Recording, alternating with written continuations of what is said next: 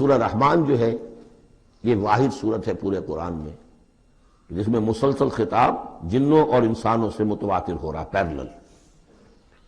ویسے تو یہ کہ یہ بات میں عرض کر چکا ہوں کہ جنوں میں کوئی نبی نہیں، ان میں روح نہیں ہے، روح آدم میں پھونکی گئی تھی، اور چونکہ ریسیپینٹ آف وحی از روح، تو ان کے ہاں وحی نہیں ہے، لہذا وہ بھی جو انسانوں میں رسول آئے ہیں انہی کی ہدایت کے پیرو رہے۔ ان میں سے جو اچھے لوگ ہیں، جو نیک لوگ ہیں، وہ ایمان لائے، جس کی ایک مثال ہمارے سامنے آ بھی چکی ہے۔ وہ جنات تھے، حضرت موسیٰ پر ایمان رکھنے والے تھے، تورات کے ماننے والے تھے، اور ان کا گزر ہوا، قرآن انہوں نے سنا، وہ ایمان لے آئے، اور پھر جا کر وہ اپنی قوم میں تبلیغ شروع کر دی۔ تو گویا کہ قرآن مجید میں جب یا ایھا الناس کہا جاتا ہے تو اگرچہ انسان مراد ہیں، لیکن یہ کہ انہی کے تابع خطاب جو ہے وہ جنات سے بھی ہے، لیکن اس صورت میں اس کو کھول دیا گیا۔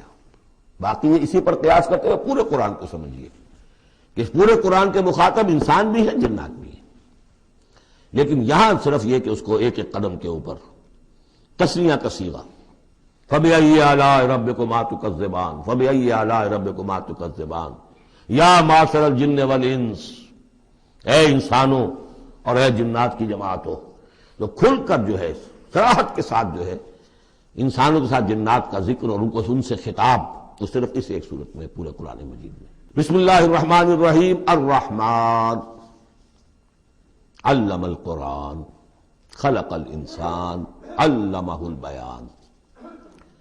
رحمان، اور یہ اللہ کا وہ نام ہے جو رحمت کے مادے سے، لیکن خاص شان اس کی یہ ہے کہ جس میں ایک طوفانی کیفیت ہے اللہ کی رحمت، ٹھاٹھے مارتے ہوئے سمندر کی طرح۔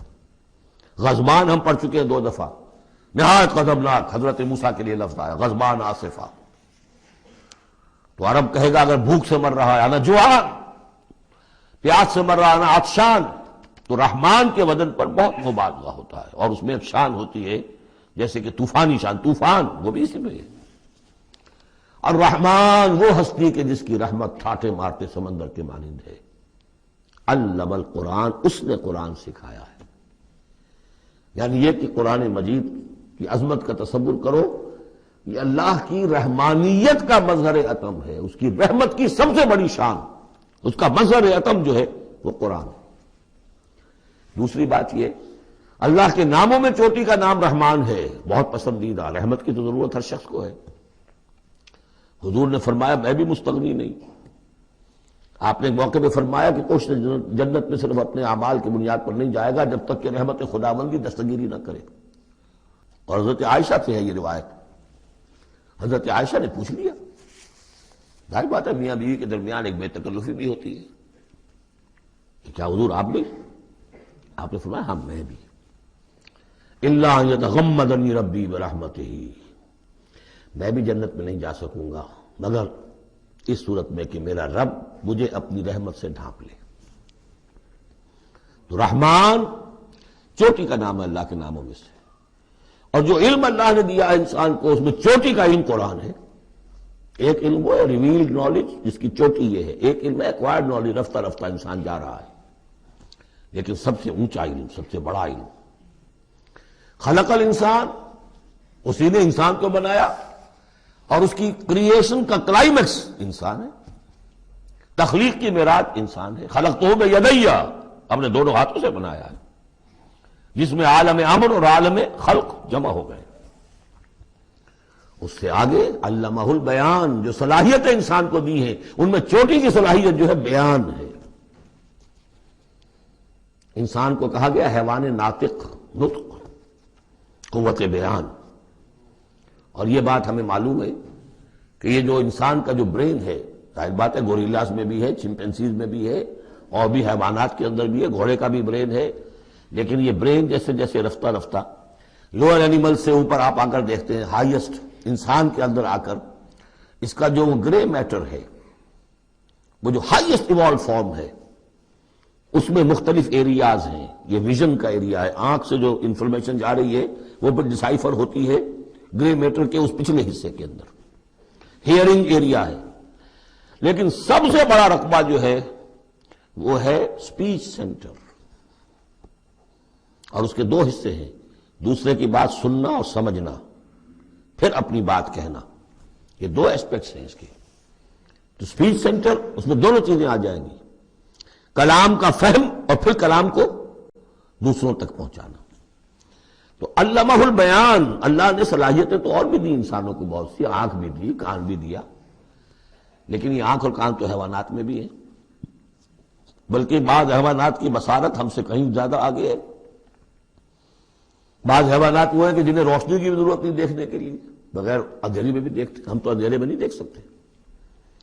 اس طرح کان، گھوڑے کا کان جو ہے اس کے کان کھڑے ہو جاتے ہیں اینٹنا کی طرح سے، اگر کہیں سے آہٹ ہو. جب یہ اپنے گھوڑ سوار نے کچھ نہیں دیکھا، تو نہ سنا ہے، لیکن ذرا سی آہٹ کہیں کہ گھوڑے نے سن لی. اس حوالے سے باقی چیزیں جو ہیں ان میں تو یہ کہ علیحدہ علیحدہ گنا جائے گا تو صلاحیتیں باقی شاید انسان سے بہتر بھی دوسرے حیوانات میں ہیں. سونگنے کی صلاحیت کتے میں جتنی ہے، ہمارے پاس تو 1/100 بھی نہیں. حیوانات میں سونگنے کا ایریا جو ہے وہ بہت بڑا ہوتا ہے برین کے اندر، وہ سونگ کر چیزوں کو اندازہ کرتے ہیں کھانے کی ہے کہ نہیں ہے. لیکن انسان کے ہاں آ کر ہائیسٹ لیول آف برین میں یہ اسپیچ سینٹر ہے. اب یہ جو 4 آیتوں سے 3 جملے بنے، الرحمن آیت 1 ہو گئی لیکن جملہ تو نہیں بنا. الرحمن مبتدا ہے، علم القرآن خبر ہے، جملہ اب بنا. تو جملے 3 ہوئے، الرحمن علم القرآن خلق الانسان علمہ البیان. اس کو جو ریشو پروپورشن کا قاعدہ ہوتا تھا نسبت و تناسب کا حساب میں، ارتھمیٹک میں 3 ویلیوز دی گئی ہیں، چوتھی تلاش کرو. چوتھی ویلیو اس میں کیا ہے جو مضمر ہے، چھپی ہوئی ہے. انسان کو جو بہترین صلاحیت اللہ نے دی ہے قوت بیان، اس کا مصرف بھی ہونا چاہیے بہترین. اس کا بہترین مصرف یہ ہے کہ قرآن سمجھو اور سمجھاؤ، قرآن پڑھو اور پڑھاؤ.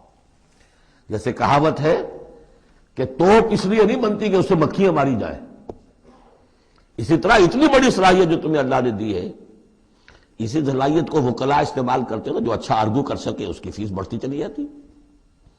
ڈیماگوگ کوئی لیڈر ہے، بڑی اچھی تقریر کر سکتا ہے، وہ بڑھنے مارنے پر جو ہے مجمع کو آمادہ کر دے گا، لوگوں کو آمادہ کر دے گا، وہ اپنی گردنیں کٹوا دیں گے، لیڈر بن جائے گا. تو یہ صلاحیت جو ہے اس لیے نہیں ہے کہ تو دنیا میں لیڈریاں اپنی بناؤ اس کے ذریعے سے. اس کا مصرف کیا ہے؟ قرآن سمجھو اور سمجھاؤ. یہ ہے بیان، اللہ کا بیان. اس بیان کو سمجھنا، پہلے تو اسپیچ سینٹر کا وہ حصہ جو ہے اس کو سمجھے، اور پھر اسپیچ سینٹر کا جو دوسرا جو حصہ ہے وہ اس کو بیان کرے. چنانچہ اس کو کھول کر بیان کر دیا محمد رسول اللہ صلی اللہ علیہ وسلم نے. حدیث ہے آپ کی جس کے راوی ہیں عثمان ابن عفان. دیکھیے نام کے اندر بھی وہ قافیہ مل رہا ہے، الرحمن علم القرآن خلق الانسان علمہ البیان عن عثمان ابن عفان. اب عفان کے بیٹے عثمان نے روایت کیا، حضور نے فرمایا خیرکم من تعلم القرآن وعلمہ. اور خیر یہاں پر سپرلیٹو کے سلسلے میں آ رہا ہے، تم میں بہترین لوگ وہ ہیں جو قرآن سیکھیں اور سکھائیں. اب سورہ قمر کے فوراً بعد یہ وَلَقَدْ يَسَّرْنَا الْقُرْآنَ لِلذِّكْرِ فَهَلْ مِن مُدَّكِرٍ الرحمن علم القرآن خلق الانسان علمہ البیان. الشمس والقمر بحسبان. یہ سورج اور چاند سب ایک حساب کے ساتھ ہیں، ان کی گردش حساب کے ساتھ ہے. اسی حساب سے دن بن رہے ہیں، راتیں بن رہی ہیں، ہفتے اور سال اور مہینے بن رہے ہیں. والنجم والشجر یسجدان. نجم جو ہے تو ستارے، سورج اور چاند کے مناسبت سے تو اس کے لیے ستارے کی مفہوم ہے، لیکن نجم جو عربی زبان میں جھاڑیوں کو بھی کہتے ہیں جو زمین میں ہوتی ہیں، کیونکہ یہ ستارے بھی زمین میں اتنے نظر آتے ہیں جیسے کہ جھاڑیاں ہوں. تو النجم والشجر یسجدان، شجر کے حوالے سے اگر ترجمہ کرتے ہیں تو وہ جھاڑیاں، یہ بھی سجدہ کرتے ہیں، اللہ کے سامنے سربہ سجود ہوتے ہیں. ان کے سائے جیسا کہ کئی دفعہ آ چکا ہے. والسماء رفعها ووضع الميزان. اور آسمان کو اس نے بلند کیا اور اس میں رکھے ترازو. یہاں اس سے مراد وہ ترازو نہیں ہے جو کہ تولتی ہے دنیا کے اندر، اس میں بیلنس ہے، کاسمک بیلنس. آسمان اور زمین کے اندر، آسمان میں جتنے اجرام سماویہ ہیں، ان کو جو چیز تھامے ہوئے ہے، قائم رکھے ہوئے ہے، وہ ایک بیلنس ہے. جو کشش ثقل ہے، ان کی مختلف یہ سب ایک دوسرے کو کھینچ رہے ہیں، اور ادھر ادھر سے دونوں طرف سے جو کھینچ ہے وہ ہر کرے کو اپنی جگہ پر رکھے ہوئے ہے۔ یہ بیلنس جب ذرا سا گڑبڑ ہوگا اور یہ کرے آپس میں ٹکرا جائیں گے۔ فاصلے ہی کہیں تو ہوتا ہے conversely proportional to the distance, لہذا وہ جو گریویٹیشنل فورس ہے، اگر ایک طرف سے ذرا فاصلہ کم ہو گیا اس کا مطلب دوسری طرف بڑھ گیا، تلپٹ ہو جائے گا۔ یہ کاسمک بیلنس ہے۔ وَالسَّمَاءَ رَفَعَهَا وَوَضَعَ الْمِيزَانَ أَلَّا تَطْغَوْا فِي الْمِيزَانِ، دیکھو اس میزان میں، اس توازن میں، یہ جو بیلنس ہے یہاں کا، اس میں کوئی کمی بیشی نہ کرو، بد زیادتی کرو۔ وَأَقِيمُوا الْوَزْنَ بِالْقِسْطِ وَلَا تُخْسِرُوا الْمِيزَانَ، اور قائم رکھو وزن کو قسط کے ساتھ، عدل کے ساتھ، اور اس کے اندر کہیں کوئی کمی نہ کرو، نہ تطغوا نہ تخسروا، نہ کمی نہ زیادتی۔ کہیں فاصلہ بڑھ جائے گا تب بھی خرابی، کہیں فاصلہ کم ہو جائے گا تب بھی خرابی۔ وَالْأَرْضَ وَضَعَهَا لِلْأَنَامِ، الفاظ کی مناسبت سے بعض لوگوں نے سمجھا کہ ترازو ہی مراد ہے، تو ٹھیک ہے، اس میں کوئی حرج نہیں ہے اگر مراد لی جائے، لیکن ترتیب دیکھیے جس طرح یہ آ رہا ہے، الشمس والقمر بحسبان۔ اب اس کے حوالے سے یہ گویا کہ کاسموس کی بات ہو رہی ہے، اس کاسموس کی بات کے بعد نیچے اتر کے وَالْأَرْضَ وَضَعَهَا لِلْأَنَامِ، تدریجاً نیچے آ رہے ہیں، اور زمین کو ہم نے بنا دیا، رکھ دیا لوگوں کے لیے، پست کر دیا، ان کے قدموں میں بچھا دیا اپنی مخلوقات کے لیے، اور مخلوقات میں انسان بھی ہیں، جنات بھی ہیں۔ فیہا فاکہۃ، اس میں میوے ہیں، والنخل، اور کھجوریں ہیں، ذات الاکمام، جن پر کے غلاف چڑھے ہوتے ہیں، والحب ذو العصف، اور اناج ہے جس کے ساتھ بھس بھی ہوتا ہے، والریحان، اس کے دو ترجمے ہیں، ایک تو یہ کہ اور خوشبودار پھول بھی ہے، یا یہ کہ اور دوسری غذائیں بھی ہیں۔ فَبِأَيِّ آلَاءِ رَبِّكُمَا تُكَذِّبَانِ، عام طور پر جو ترجمہ ہے اس میں آلہ کا ترجمہ کیا گیا ہے نعمتیں، لیکن اصل میں یہاں نعمت، قدرت، ان دونوں کو جمع کیجیے۔ کہیں وہ نعمت کا تذکرہ ہے، کہیں اللہ کی قدرت کا ذکر ہے، اس کی قدرت کی نشانیاں ہیں۔ فَبِأَيِّ آلَاءِ رَبِّكُمَا تُكَذِّبَانِ، تو تم اپنے رب کی کون کون سی نعمتوں اور قدرتوں کا انکار کرو گے۔ تکذبان صیغہ ہے تثنیہ کا، دونوں سے خطاب ہو رہا ہے، انسانوں سے اور جنوں سے، اور یہ بات آگے چل کر واضح ہو جائے گی۔ خلق الانسان من صلصال کالفخار، ہم نے بنایا انسان کو اس صلصال سے، اس سوکھی ہوئی خشک مٹی سے، وہ گارا سنا ہوا گورا، صلصال من حمإ مسنون، اور جب وہ اتنا سوکھ گیا کہ کھنکنے لگا، کالفخار، جیسے ٹھیکرا ہوتا ہے، اسے بنایا۔ وَخَلَقَ الْجَانَّ مِن مَارِجٍ مِّن نَار، اور جنات کو ہم نے بنایا آگ کی لپٹ سے، جس کو کہ ہم اس سے پہلے پڑھ چکے ہیں سورہ ہجر میں، نار السموم، لو جیسی ہوتی ہے جس کے اندر کی آگ ہوتی ہے۔ تو ایسے ہی وہ جو فلیم ہوتا ہے، شعلہ، اس کا ایک حصہ تو ہے جو نظر آتا ہے، اور ایک حصہ وہ جو نظر نہیں آتا۔ وہ جو اوپر کا حصہ ہے وہ ہے جہاں پہ سب سے زیادہ ہیٹ، ٹیمپریچر ہائیسٹ وہاں ہوتا ہے، وہ ہے مارج من نار۔ فَبِأَيِّ آلَاءِ رَبِّكُمَا تُكَذِّبَانِ، رب المشرقین و رب المغربین، وہ رب ہے مشرقوں کا بھی، دونوں مشرقوں کا اور دونوں مغربوں کا۔ یہ تسنیہ کی جو مناسبت سے یہاں پر مشرقین و مغربین کا، کہیں مشارق والمغارب ہے، رب المشارق والمغارب، کہیں مشرق و مغرب ہے، اور یہ سب ٹھیک ہے، مشرق و مغرب واحد کی حیثیت سے بھی درست ہے، اور مشرقین اور مغربین، اس وقت کا جو مشرق ہے جہاں سورج نکل رہا ہے، اس کے مقابلے میں مغرب ہے جہاں وہ ڈوبے گا، لیکن وہی مغرب وہ مشرق ہے دوسرے، ہمارا جو پیچھے جو حصہ گلوب کا اس کا مشرق ہے، اور جو ہمارا مشرق ہے وہ اس کا مغرب ہے، تو دو مشرق دو مغرب۔ پھر یہ کہ ہر نقطہ جو ہے زمین پر وہ مشرق بھی ہے مغرب بھی ہے، کسی نہ کسی وقت وہاں پر سورج جو ہے طلوع ہو رہا ہے، کبھی وہاں پر غروب ہو رہا ہے، تو مشارق والمغارب۔ لیکن یہاں پر تسنیہ کی مناسبت سے رب المشرقین و رب المغربین، دونوں مشرقوں کا رب مالک اور دونوں مغربوں کا۔ فَبِأَيِّ آلَاءِ رَبِّكُمَا تُكَذِّبَانِ، مَرَجَ الْبَحْرَيْنِ يَلْتَقِيَانِ، اس نے چلا دیے دو دریا جو آپس میں ملے ہوئے بھی ہیں، بینہما برزخ لا یبغیان، لیکن ان کے مابین ایک ایسا پردہ حائل ہے کہ وہ ایک دوسرے میں گھستے نہیں ہیں، داخل نہیں ہوتے، اپنی حد کے اندر رہتے ہیں۔ یہ ہیں گرم روئیں چلتی ہیں ٹھنڈے پانی کے سمندر میں، یا جیسے کہ کابل پر نظر آتا ہے دو دریا چل رہے ہیں، دریائے سندھ کا پانی علیحدہ نظر آ رہا ہے اور دریائے کابل کا علیحدہ نظر آ رہا ہے، اور یہ اٹک پر نظر آتا ہے، اور کافی دور تک پھر یہ علیحدہ علیحدہ چل کے نظر آتے ہیں۔ فَبِأَيِّ آلَاءِ رَبِّكُمَا تُكَذِّبَانِ يَخْرُجُ مِنْهُمَا اللُّؤْلُؤُ وَالْمَرْجَانُ، اور ان دونوں سے نکلتے ہیں موتی بھی اور مونگے بھی۔ فَبِأَيِّ آلَاءِ رَبِّكُمَا تُكَذِّبَانِ وَلَهُ الْجَوَارِ الْمُنشَآتُ فِي الْبَحْرِ كَالْأَعْلَامِ، اور اس کے لیے ہی ہیں، اللہ ہی کی ملکیت ہے وہ پہاڑ جیسے جہاز، جوار المنشآت جو اونچے کھڑے رہتے ہیں اور سمندر میں ایسے ہوتے ہیں جیسے پہاڑ۔ پچھلے زمانے میں بھی تو اگرچہ بادبانی ہوتے تھے، جب بادبان کھل جاتے تھے تو بڑی اونچی اونچی جو ہے بادبان ہوتے تھے ان کے، پہاڑ کی طرح، پہاڑیاں چھوٹی چھوٹی، اور آج جو کچھ چلتے ہیں بڑے بڑے جہاز، ان کو تو دیکھیں تو واقعی تو وہ پہاڑ ہوتے ہیں سمندر میں۔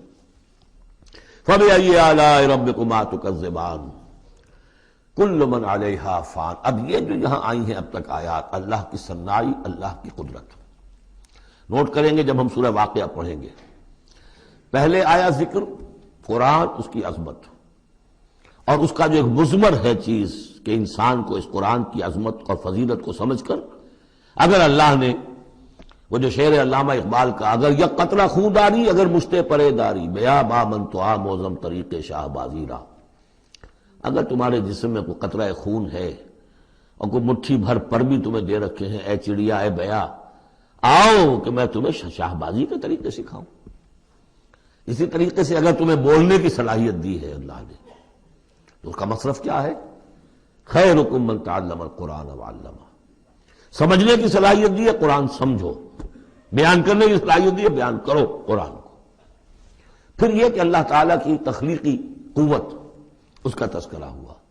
وہاں آپ دیکھیں گے یہ بالکل الٹی یہی ترتیب ہوگی، آخر میں قرآن مجید کی عظمت، اس سے پہلے اللہ کی تخلیقی عظمت، اللہ کے یہی جو آلہ ہے، اس کے بعد اب پہلے جہنم والوں کا تذکرہ یہاں ہو رہا ہے، وہاں بعد میں ہوگا۔ فرمایا کل من علیہا فان، جو بھی ہے اس زمین پر جو بھی مخلوقات ہیں سب فنا ہونے والی ہے۔ وَيَبْقَى وَجْهُ رَبِّكَ ذُو الْجَلَالِ وَالْإِكْرَامِ، باقی تو رہے گا صرف تیرے رب کا منہ، تیرے رب کا چہرہ، تو بہت بزرگی والا ہے اور بہت عظمت والا ہے۔ اب یہ کہ اللہ کا چہرہ ہم کیا اس کو نہیں سمجھ سکتے، آیات متشابہات میں سے ہوگا۔ جو اس کا مفہوم سمجھیں گے وہ یہ ہے اللہ کی ذات باقی، باقی سب چیز اللہ تعالیٰ کے سوا سب فانی، پوٹینشلی سب فانی ہے، اپنے طور پر سب کسی کا وجود جو ہے اپنے بل پر قائم نہیں ہے۔ اللہ جب تک قائم رکھے تو در حقیقت وہ خود اپنے بل پر قائم نہیں ہے، وہ تو اللہ تعالیٰ نے ان کو قائم رکھا ہوا ہے۔ کل من علیہا فان، اللہ باقی من کل فان، اللہ ہی باقی ہے، باقی تمام فانی ہے۔ وَيَبْقَى وَجْهُ رَبِّكَ ذُو الْجَلَالِ وَالْإِكْرَامِ فَبِأَيِّ آلَاءِ رَبِّكُمَا تُكَذِّبَانِ يَسْأَلُهُ مَنْ فِي السَّمَاوَاتِ وَالْأَرْضِ، جو بھی ہے آسمان اور زمین میں وہ سب اس کے در کے سوالی ہیں، اسی سے مانگ رہے ہیں۔ وجود بھی ملا ہے اسی سے، حیات کسی کے پاس ہے دی ہوئی ہے اسی کی، کوئی صلاحیت ہے تو دی ہوئی ہے اسی کی، کوئی ذہانت ہے تو دی ہوئی ہے اسی کی، روز کا رزق جو آ رہا ہے اسی کا عطا کرنا، ہر ایک سائل ہے۔ جو سورہ محمد میں ہم نے پڑھا کہ تم سب فقراء ہو واللہ هو الغنی وانتم الفقراء، تم سب کے سب محتاج ہو، تمہارا وجود مستعار، تمہاری حیات مستعار، تمہیں علم جو دیا اس نے دیا جتنا دیا، ولا یحیطون بشیء من علمہ الا بما شاء، تو تمہاری کیفیت ہے۔ یسألہ من فی السماوات والارض، اسی سے مانگتا ہے جو بھی ہے آسمانوں میں اور زمین میں۔ کل یوم ھو فی شان، وہ ہر دن ایک شغل میں ہے، اس کی ایک مصروفیت ہے۔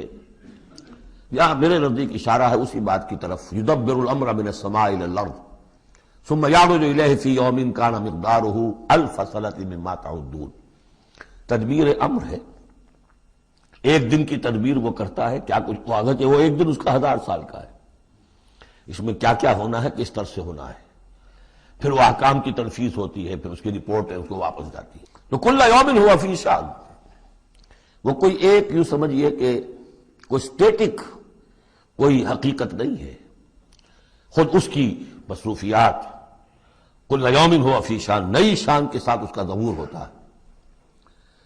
کل یوم ہوا فی شان فبأی آلاء ربکما تکذبان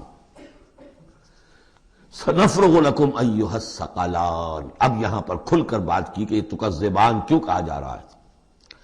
ہم جلد ہی فارغ ہو جائیں گے تمہارے لیے، اے دو بھاری قافلوں، اے انسانوں کا قافلہ اور اے جنات کے قافلے۔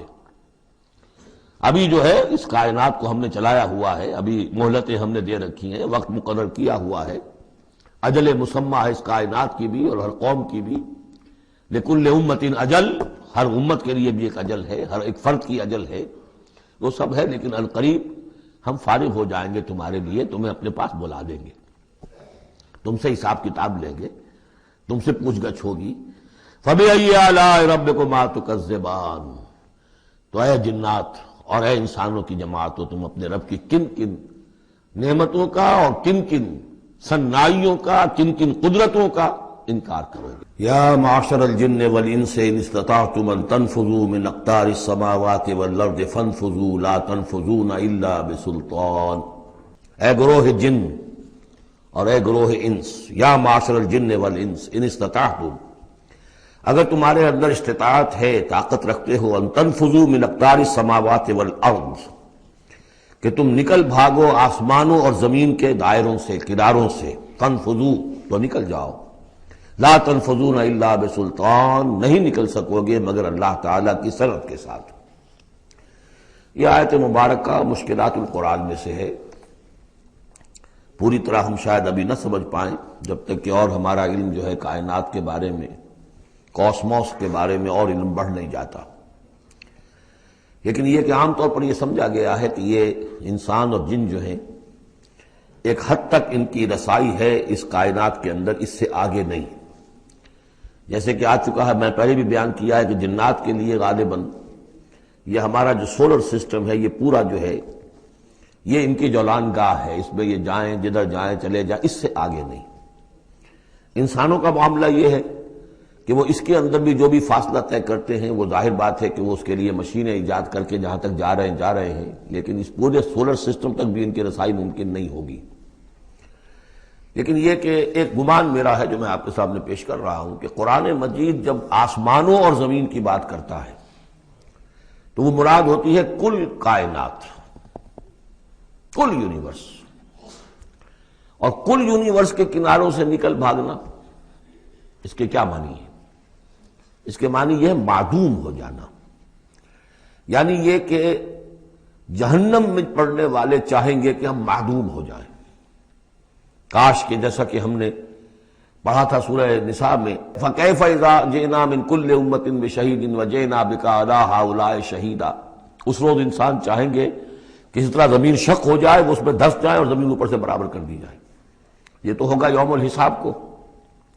لیکن سوال یہ ہے کہ من اقطار السماوات والارض، تمام آسمانوں اور زمین کے کناروں سے نکل بھاگنا، معدوم ہونا، یہ بھی بس میں نہیں ہے۔ اللہ کے اذن سے ہی ہم بنے ہیں، ہمیں وجود عطا ہوا ہے، اور اللہ ہی کا اختیار ہے جو ہمیں معدوم کر سکتا ہے۔ ہم لاکھ چاہیں کہ معدوم ہو جائیں، معدوم نہیں ہو سکتے، یہ بھی ہمارے اختیار سے باہر ہے۔ اذن رب ہی ہو تو ہم معدوم ہوں بغیر اذن رب۔ یہاں پر ویسے جو اللہ بسلطان، اللہ کا حکم، اللہ کی مرضی، اللہ کی سند، اس طرح کی کوئی بات ہے، اگرچہ عام طور پر بات وہ سمجھی گئی ہے جو پہلے میں نے بتایا، میرا گمان یہ ہے، واللہ اعلم۔ بہرحال مشکلات القرآن میں سے ہے۔ فَبِأَيِّ آلَاءِ رَبِّكُمَا تُكَذِّبَانِ، تو تم اپنے رب کی کن کن نعمتوں اور کن کن صناعیوں اور کاریگریوں اور کن کن قدرتوں کا انکار کرو گے۔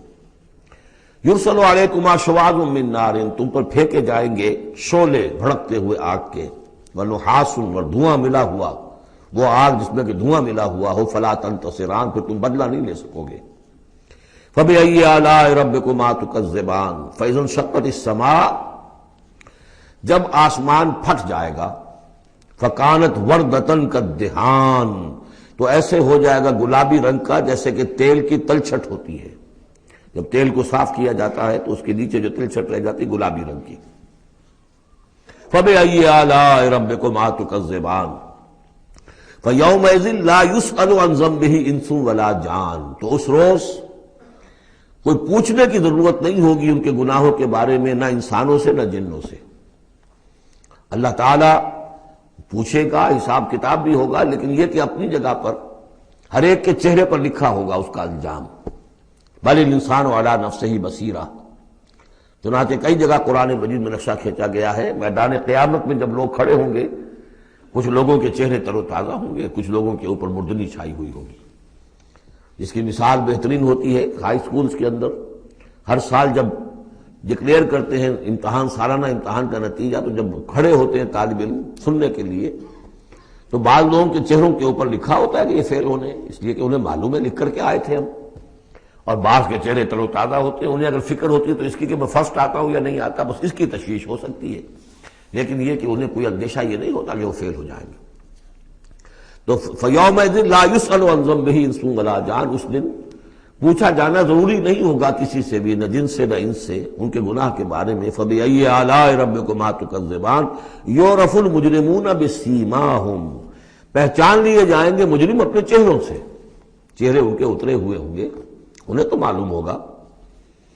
یعرف المجرمون بسیماہم فیؤخذ بالنواصی والاقدام، پھر ان کو پکڑا جائے گا ان کی پیشانی کے بالوں سے اور پاؤں سے، یعنی ہر ایک کو کوئی فرشتہ جو ہے وہ ادھر سے اس کی پیشانی کے بال پکڑے گا اور ادھر سے اس کی ٹانگیں پکڑ کر ٹاس کرے گا اسے۔ فَبِأَيِّ آلَاءِ رَبِّكُمَا تُكَذِّبَانِ هَٰذِهِ جَهَنَّمُ الَّتِي يُكَذِّبُ بِهَا الْمُجْرِمُونَ، جب پھینکا جائے گا اسے جہنم، یہ ہے وہ جہنم کہ جس کو جھٹلاتے رہے تھے وہ لوگ کہ جو جھٹلانے والے تھے۔ هَٰذِهِ جَهَنَّمُ الَّتِي يُكَذِّبُ بِهَا الْمُجْرِمُونَ، جسے مجرم گناہگار جھٹلاتے رہے۔ يَطُوفُونَ بَيْنَهَا وَبَيْنَ حَمِيمٍ آن، اب وہ چکر لگاتے رہیں گے، اس آگ سے نکلیں گے، پانی پینا چاہیں گے تو وہ پانی کھولتا ہوگا، حمیم آن، کھولتے پانی کے اور اس آگ کے درمیان۔ فَبِأَيِّ آلَاءِ رَبِّكُمَا تُكَذِّبَانِ، اب یہ تو اہل جہنم کا انجام ہے جو یہاں بیان ہو گیا۔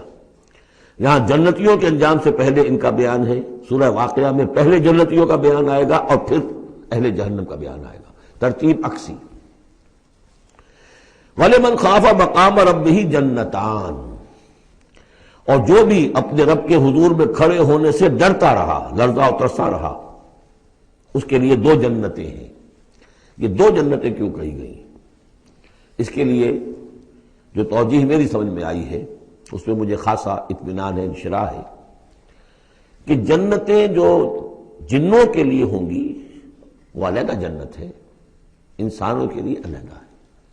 ظاہر بات ہے دونوں کے احساسات جدا ہیں، دونوں کے ذوق جدا ہیں، دونوں کے مذاق جدا ہیں، لہذا ایک جنت ہے کہ جو انسانوں کے لیے ہے اور ایک جنت ہے کہ جو جنات کے لیے ہے۔ ایک ہی طرح کی چیزیں ان دونوں کے لیے پلیزنٹ اور ان دونوں کے لیے جو ہو سکتی ہیں مسرت اور سرور آمیز، وہ ایک طرح کی نہیں ہو سکتی، ان کے تقاضے مختلف ہوں گے۔ تو لمن خاف، جو ڈرنے والے ہیں ان کے لیے جنتیں فراہم کر دی اللہ نے، وہی تسلیہ کا صیغہ ہے، کیونکہ یہاں جنوں اور انسانوں سے خطاب ہو رہا ہے مسلسل۔ یہ جو جنتان ہوں گی یہ ابتدائی جنتیں جن کا ذکر یہاں ہو رہا ہے، اس کے بعد دو اور جنتیں ہوں گی، تو جنتیوں کے دو درجے ہیں، ان میں جنات بھی ہوں گے انسان بھی ہوں گے، تو چار ہو گئے۔ کمتر درجے کے جنتی انسان اور جن دو، اور برتر درجے کے جنتی انسان اور جن دو، تو دو اور دو چار۔ تو یہاں پر اس سورہ مبارکہ میں چار جنتوں کا ذکر ہے۔ پہلے یہ کمتر درجے کے جنتیوں کا ذکر ہو رہا ہے۔ وَلِمَنْ خَافَ مَقَامَ رَبِّهِ جَنَّتَانِ فَبِأَيِّ آلَاءِ رَبِّكُمَا تُكَذِّبَانِ ذَوَاتَا أَفْنَانٍ، اس کی بہت سی شاخیں ہوں گی اس جنت کی۔ فَبِأَيِّ آلَاءِ رَبِّكُمَا تُكَذِّبَانِ فِيهِمَا عَيْنَانِ تَجْرِيَانِ، ان دونوں میں چشمے ہیں۔ اب عینان، ایک ایک جنت میں ایک ایک چشمہ ہے جو بہہ رہا ہے۔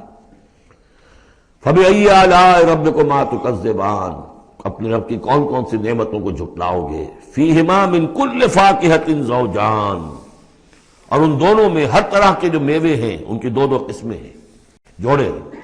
فَبِأَيِّ آلَاءِ رَبِّكُمَا تُكَذِّبَانِ مُتَّكِئِينَ عَلَىٰ فُرُشٍ بَطَائِنُهَا مِن اسْتَبْرَقٍ وَجَنَى الْجَنَّتَيْنِ دَانٍ، اور وہ وہاں تکیہ لگائے ہوں گے، سہارا لگائے ہوں گے ایسے فرشوں پر کہ جن کے استر بنے ہوئے ہوں گے گاڑھے ریشم کے، استر ہوں گے گاڑھے ریشم کے، تو جو ان کا اصل جو اوپر کا حصہ ہوگا وہ کس شے کا ہوگا؟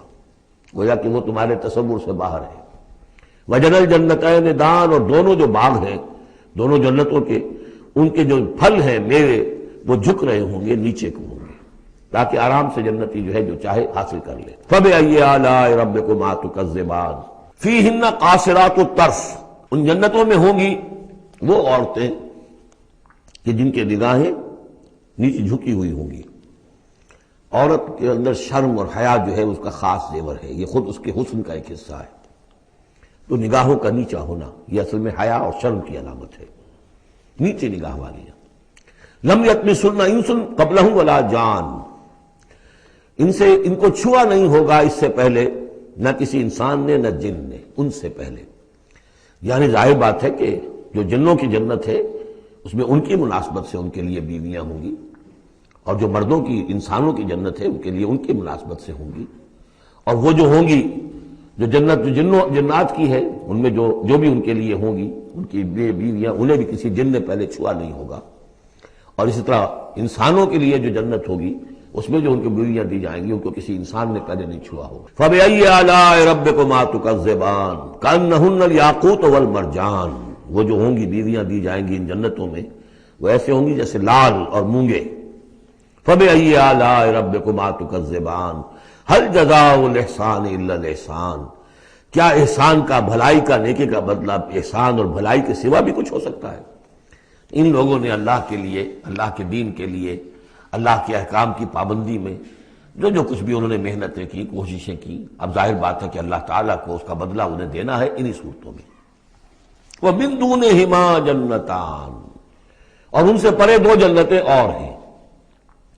اب اس میں مفسرین کے مختلف اقوال ہیں، پہلی جنتیں کن کی ہیں، دوسری جنتیں کن کی ہیں، اس لیے کہ اس کے لیے دو الفاظ جو آئیں گے سورہ واقعہ میں آئیں گے کہ ایک اصحاب الیمین ہے اور ایک مقربون ہے۔ ایک وہ ہے جو آگے اللہ کے بہت ہی مقرب بارگاہ ہو جاتے ہیں، اولئک المقربون، اور ایک وہ ہے کہ جو داہنے والے ہیں، اور ایک ہے شمال والے۔ تو ایک تو ہے بنیادی، یہ گمراہ تھے، یہ جہنمی، یہ نیک تھے، اور یہ جو ہے جنتی ہیں، لیکن ایک ہے بہت آگے والے، فالسابقون السابقون اولئک المقربون، وہ لوگ جو آگے نکل جانے والے ہیں، وہ جو بلندتر نیکیوں والے ہیں، بلندتر مقامات والے ہیں۔ جیسے کہ سورہ توبہ میں ہم نے پڑھا تھا والسابقون الاولون من المہاجرین والانصار والذین اتبعوہم بإحسان، تو دو درجے ہو گئے تھے۔ تو اس طرح یہاں پر جو میرے نزدیک پہلی جنتوں کا تذکرہ جو ہے وہ در حقیقت ہے جو کم تر جنتی ہیں، اصحاب الیمین، اور اب جو تذکرہ ہو رہا ہے وہ ہے جنت ان کی کہ جو مقربین بارگاہ ہے، سابقین۔ وَمِن دُونِهِمَا جَنَّتَانِ، اور ان دونوں کو پرے اور دو جنتیں ہوں گی۔ فَبِأَيِّ آلَاءِ رَبِّكُمَا تُكَذِّبَانِ، یہ بھی دو ہوں گی، ایک جنات کے لیے اور ایک انسانوں کے لیے۔ مُدْحَامَّتَانِ، بڑے گہرے سبز رنگ کی جنتیں ہوں گی، سبز کاہی جسے ہمارے ہاں کہا جاتا ہے، گہرا سبز، سیاہی مائل سبز، اتنی گہرا سبز ہو کہ سیاہی مائل ہو جائے۔ یہ میں ابھی عرض کروں گا، اس کی ایک خاص پس منظر ہے۔ فَبِأَيِّ آلَاءِ رَبِّكُمَا تُكَذِّبَانِ فِيهِمَا عَيْنَانِ نَضَّاخَتَانِ، اس میں دو چشمے ہیں ابلتے ہوئے۔ فَبِأَيِّ آلَاءِ رَبِّكُمَا تُكَذِّبَانِ فِيهِمَا فَاكِهَةٌ وَنَخْلٌ وَرُمَّانٌ، اس میں میوے ہیں، کھجوریں ہیں، انار ہیں۔ فَبِأَيِّ آلَاءِ رَبِّكُمَا تُكَذِّبَانِ، یہ یوں سمجھیے کہ ایک تو ہے خالص عربی ذوق، اور عرب کا جو ایک خاص ماحول تھا، اور خاص طور پر عرب کا وہ علاقہ جس میں قرآن نازل ہوا ہے، حجاز، پہاڑی علاقہ ہے، اس میں جب آتے تھے چشمے اور جب بہہ جاتی تھی وادیاں تو ابلتی ہوئی پہاڑی، چونکہ چشمے جیسے ہوتے ہیں پہاڑی نالے، تو ان کے اندر جوش و خروش ہوتا ہے۔ اور دوسرے کہ وہاں پر جو باغات ہوتے تھے کھجور کے درخت، اور وہاں پر وہ سبزی جو رنگ ہے ان کا وہ سبزی مائل گہرا، اور اسی کے اندر پھر جو چھاؤں ہے، تو جو ان کا تصور ہے ایک عربی ذوق ہے، ایک عجمی ذوق ہے۔ وہ عجمی ذوق ہے جو پہلے بیان ہوا ہے، عربی ذوق ہے جو اب بیان ہو رہا ہے۔ فیہما فاکہۃ ونخل ورمان، اب یہ چیزیں جو ہیں یہ عرب کے اندر کھجوریں ہیں، انار ہے۔ فبأي آلاء ربكما تكذبان فیہن خیرات حسان، اس میں ہوں گی بہت ہی اچھی عورتیں، نہایت خوبصورت۔ فبأي آلاء ربكما تكذبان حور مقصورات فی الخیام، اب یہاں حور کا لفظ آیا، پہلے میں نہیں آیا ہے۔ پہلے میں یہ تو آیا ہے فیہن قاصرات الطرف لم یطمثن انس قبلہم ولا جان، لیکن لفظ حور یہاں آیا ہے۔ اسی کو نوٹ کریں گے کہ سورہ واقعہ میں بھی ایک کے ساتھ حور کا لفظ آئے گا، دوسرے کے ساتھ نہیں. حور مقصورات فی الخیام، اب یہ بھی عرب پس منظر ہے، خیموں میں رہنے والے. وہ حوریں کہ جو خیموں میں رکی رہنے والی ہوں گی. ظاہر بات ہے کہ وہاں پر تو عام طور پر شہر بہت کم تھے پورے عرب کے اندر، حجاز کے اندر بہت کم، جو عام طور پر جو آبادیاں تھیں وہ خیموں میں رکی رہنے والیاں. وقرن فی بیوتکن ولا تبرجن تبرج الجاہلیۃ الاولی، وہ شمع محفل نہیں بنتی بلکہ وہ چراغ خانہ بنتی ہیں. حور مقصورات فی الخیام فبأی آلاء ربکما تکذبان لم یطمثن انس قبلہم ولا جان، نہیں انہیں چھوا ہوگا ان سے پہلے نہ کسی انسان نے اور نہ کسی جن نے. یہ ان دونوں کے میرے نزدیک علیحدہ علیحدہ. جنات کی جو جنت ہے ان میں جو ان کے لیے عورتیں اور بیویاں فراہم کی جائیں گی انہیں کسی جن نے نہیں چھوا ہوگا ان سے پہلے، اور جو انسانوں کے لیے جنت ہوگی وہاں جو انہیں بیویاں دی جائیں گی اور حوریں دی جائیں گی انہیں کسی انسان نے نہیں چھوا ہوگا. فَبِأَيِّ آلَاءِ رَبِّكُمَا تُكَذِّبَانِ مُتَّكِئِينَ عَلَىٰ رَفْرَفٍ خُضْرٍ وَعَبْقَرِيٍّ حِسَانٍ، وہ تکیہ لگائے بیٹھے ہوئے ہوں گے سبز مسندوں پر اور بڑے قیمتی نفیس بچھونوں پر. فَبِأَيِّ آلَاءِ رَبِّكُمَا تُكَذِّبَانِ تَبَارَكَ اسْمُ رَبِّكَ ذِي الْجَلَالِ وَالْإِكْرَامِ، بہت بابرکت ہے نام تیرے رب کا جو بہت ذی الجلال بڑائی والا ہے اور اکرام عظمت والا ہے. اب اس میں آپ نے دیکھا نبی، رسول، کتاب، کسی کا کوئی تذکرہ نہیں. اللہ اور آخرت، جنت اور دوزخ، باقی اللہ کی کریٹو جو اس کی ایکٹیویٹی ہے، آیات آفاقیہ، آیات انفسیہ، تذکیر بآلاء اللہ، ان کا ذکر ہے.